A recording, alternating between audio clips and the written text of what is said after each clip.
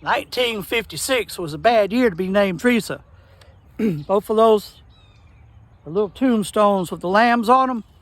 They died before they lived. And they both died in 1956. And they both name was Theresa. Now, I'm going to gather the stories on them. I gathered the story on one. I need to gather the story on the other. But meanwhile, I'm going to clean one of them. First thing I'm going to do is spray this stone right here, just to kind of get a little pre-soak. Miss Maureen Theresa McGranoff. It's a very Scottish, Irish sounding name. I'm going to soak it with water. Now I'm going to scrub. Got soapy water here. No bleach, no household detergent. This is a special soap called Orvis Paste Soap. It's very gentle. I'm going to scrub on that stone. I doubt you'll be able to see the difference in this video because you're getting backlit. It's all in the shadow.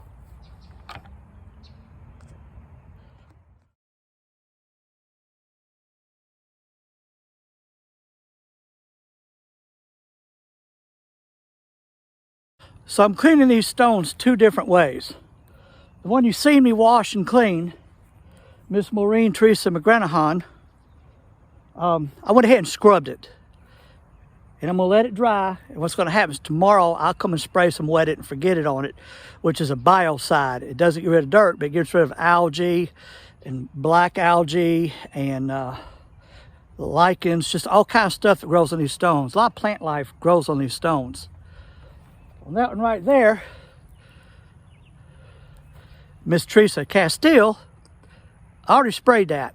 And I'm not going to scrub it. I scrubbed that one, and I'll let Mother Nature take care of that one.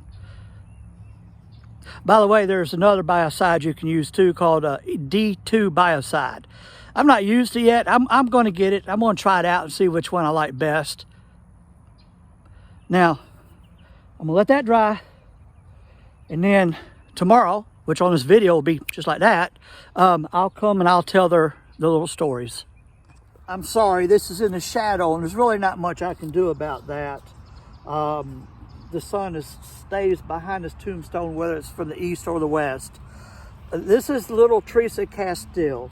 Now, this tombstone I've already sprayed with Wet It and Forget It. I didn't scrub it, and the main reason is I just want to see how long it takes for the Wet It and Forget It to actually do a good job of cleaning it. Little Theresa Castile was born at Shaw Air Force Base. Her parents were Charles and May Castile. She died from a birth defect. She died the same day she was born. I really don't want to get into what defect was or what it did, because it's just, it's really sad.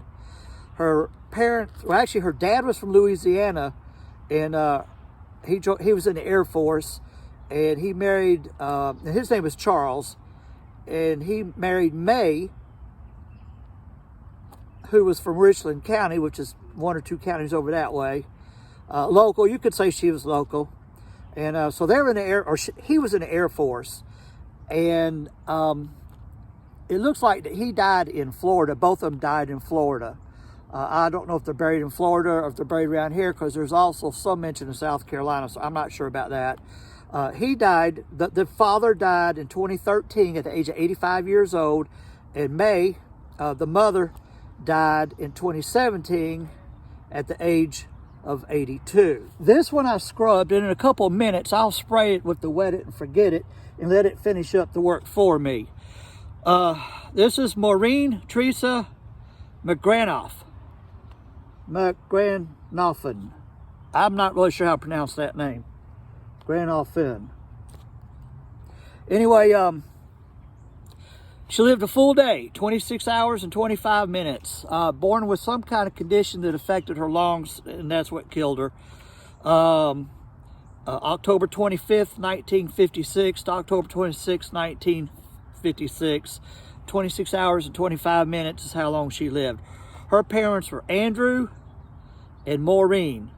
And I really couldn't find any information on them other than they were also from Shaw Air Force Base. Okay, so this is the Wet It and Forget It that I use. You can buy it at Ace Hardware. I'm sure you can buy it at other places. And I just got mixing this little pump spray, little garden spray with a brass nozzle. Don't have to have a brass nozzle, but it just makes it more accurate and where I'm aiming for, because the label does say that you don't want to really put this on plants. So I try to avoid, you know, killing the grass that's around it. And just give it a good coating.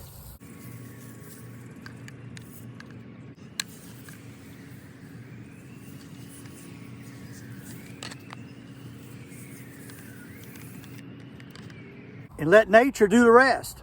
The wind, the rain, and the sunshine.